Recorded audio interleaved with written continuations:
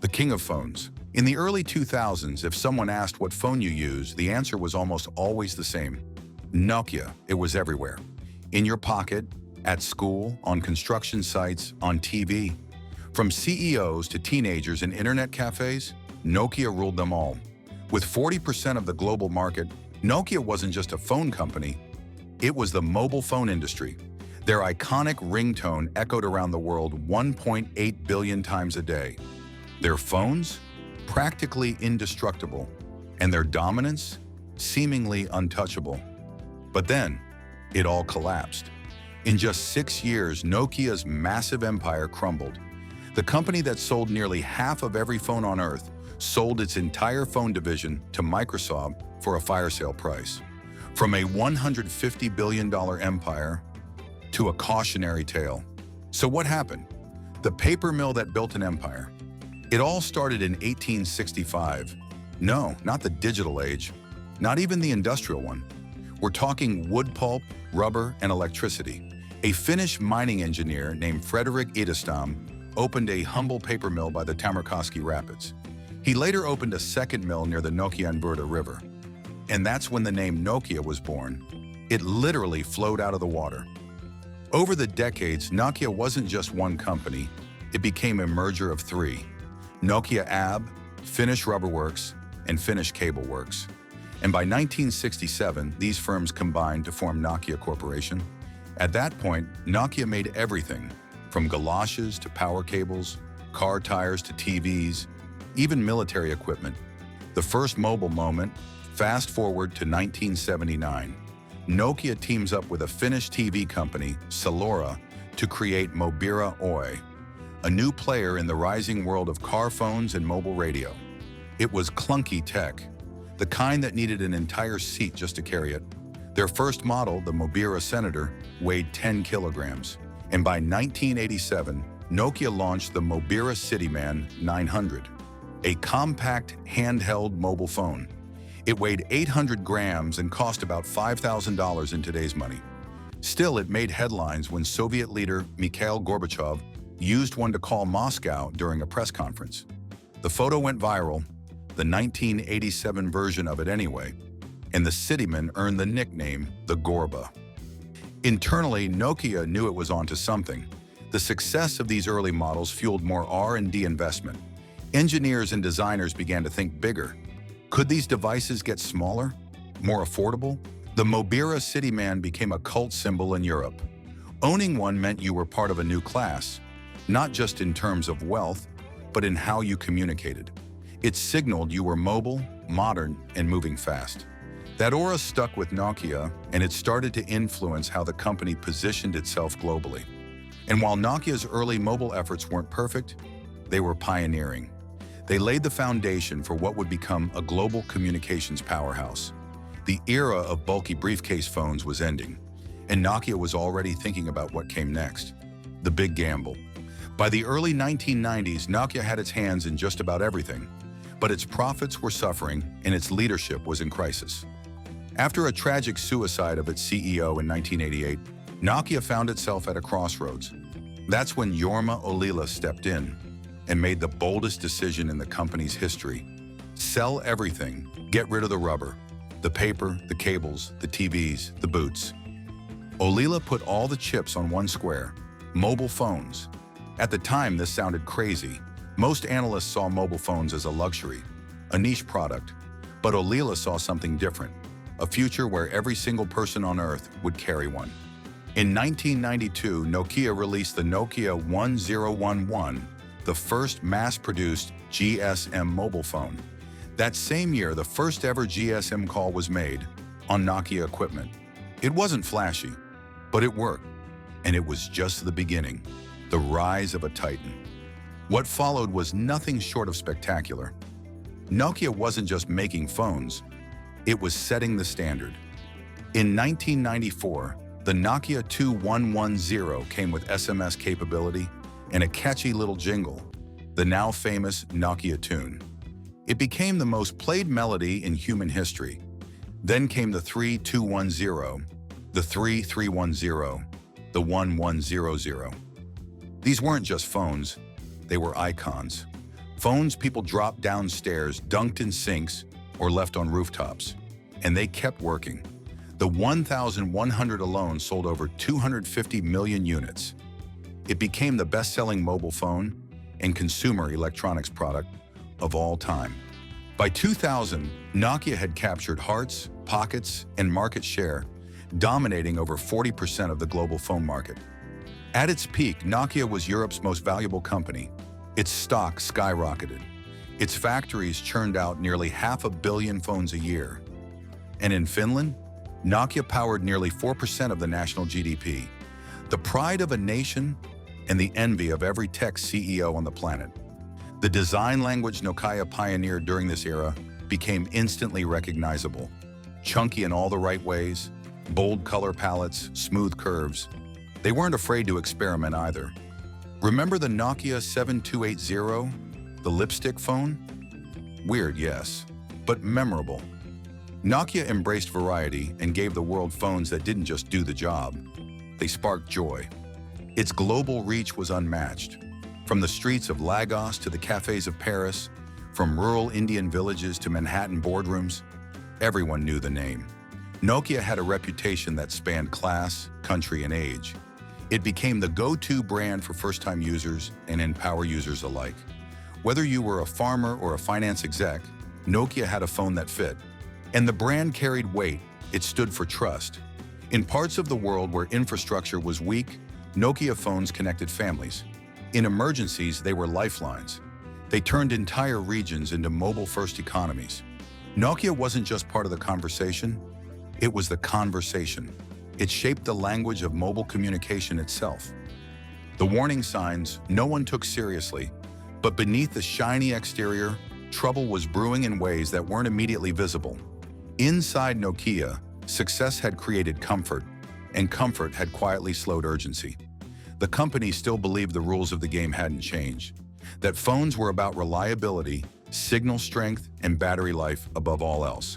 Software was important, sure, but it was still seen as something that served the device, not something that defined it. Meanwhile, the center of gravity in the industry was shifting under their feet. Consumers were starting to expect more than calls and texts, even if they couldn't fully articulate it yet. They wanted devices that felt intuitive, fluid, and alive. They wanted screens that responded instantly, interfaces that didn't need manuals, and experiences that felt cohesive rather than stitched together. So when Steve Jobs walked onto that stage in 2007 and introduced the iPhone, it wasn't just a new product launch, it was a signal flare. This wasn't a phone competing on specs. It wasn't trying to outlast Nokia's battery or survive a drop onto concrete. It was redefining what a phone was. Touch replaced buttons. Software replaced menus. Updates replaced static features. And suddenly the phone wasn't a tool anymore. It was a gateway to the internet, to media, to apps that didn't exist yet but soon would. Inside Nokia, that shift didn't trigger panic. It triggered confidence. After all, Nokia had seen flashy phones before. They'd seen competitors come and go. They'd survived Motorola, Siemens, Ericsson. This, to many executives, felt like just another iteration. Impressive, but impractical. No keyboard seemed like a deal breaker. A glass screen seemed fragile. The price seemed unrealistic. The assumption was simple. Serious users wouldn't want this, and casual users wouldn't need it. But Apple wasn't chasing Nokia's customers. It was creating new expectations. And expectations, once changed, don't go backwards. While Nokia kept refining hardware for a world that was fading, Apple was laying the groundwork for an ecosystem that would grow stronger with every developer, every app, every update. The danger wasn't that Nokia's phones suddenly stopped working. The danger was that, almost overnight, they stopped feeling exciting. And in consumer technology, once excitement is gone, dominance doesn't last long. The Symbian trap. At the heart of Nokia's problem was its software, or lack of it. Nokia's operating system, Symbian, had been around since the late 90s. It worked for feature phones, but smartphones? Not so much.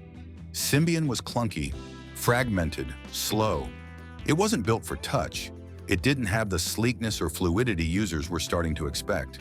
And worst of all, it was managed by a complicated joint venture, with too many cooks in the kitchen and no one leading the recipe. Internally, there was chaos. One team was trying to fix Symbian, another was building a next-gen OS called MeGo, and others were just confused. Prototypes of touch phones were killed off. Managers fought. Strategies changed monthly. And through it all, Android was rising. Apple was surging. And Nokia, it was stuck trying to make Symbian look modern, like putting lipstick on a brick. The LOP era and the burning platform. In 2010, Nokia brought in a new CEO, Stephen Elop, a Canadian executive from Microsoft.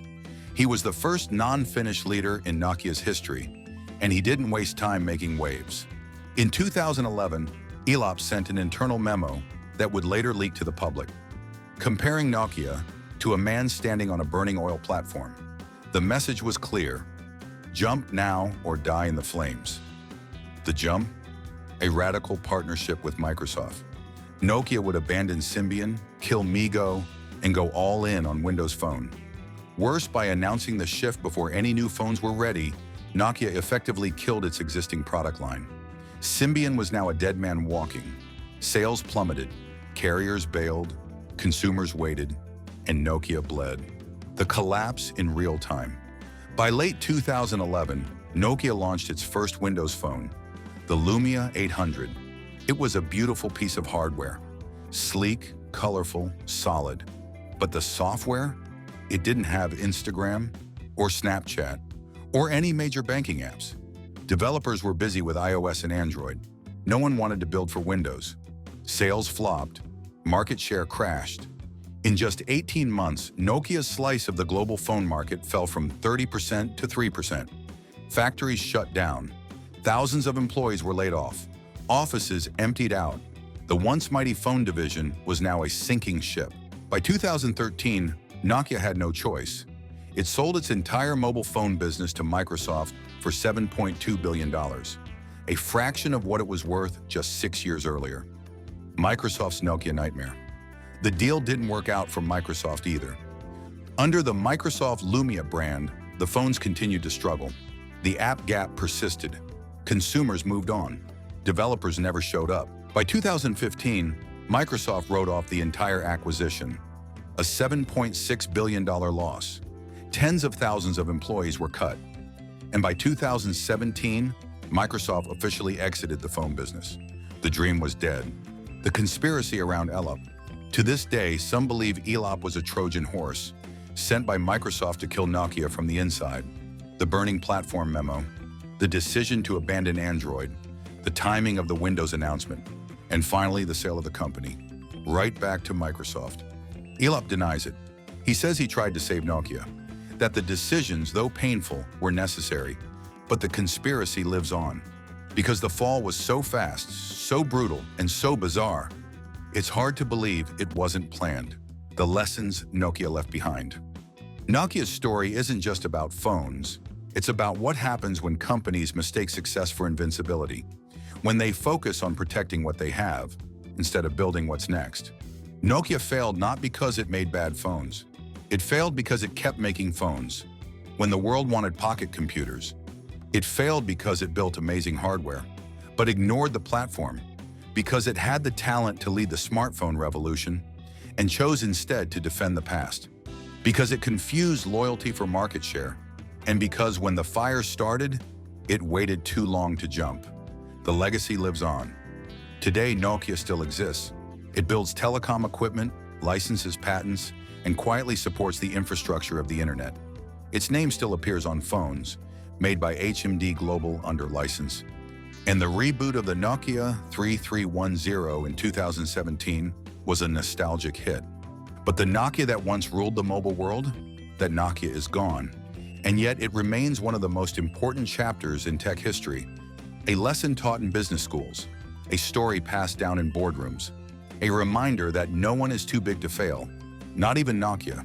If this story made you rethink how fast tech can change and how quickly giants can fall, hit that like button. Share this video with someone who still has their old Nokia 3310. And if you love deep dives like this, make sure to subscribe for more business stories that shape the modern world. And hey, if you've ever dropped a Nokia phone and watched the floor crack instead, tell us about it in the comments.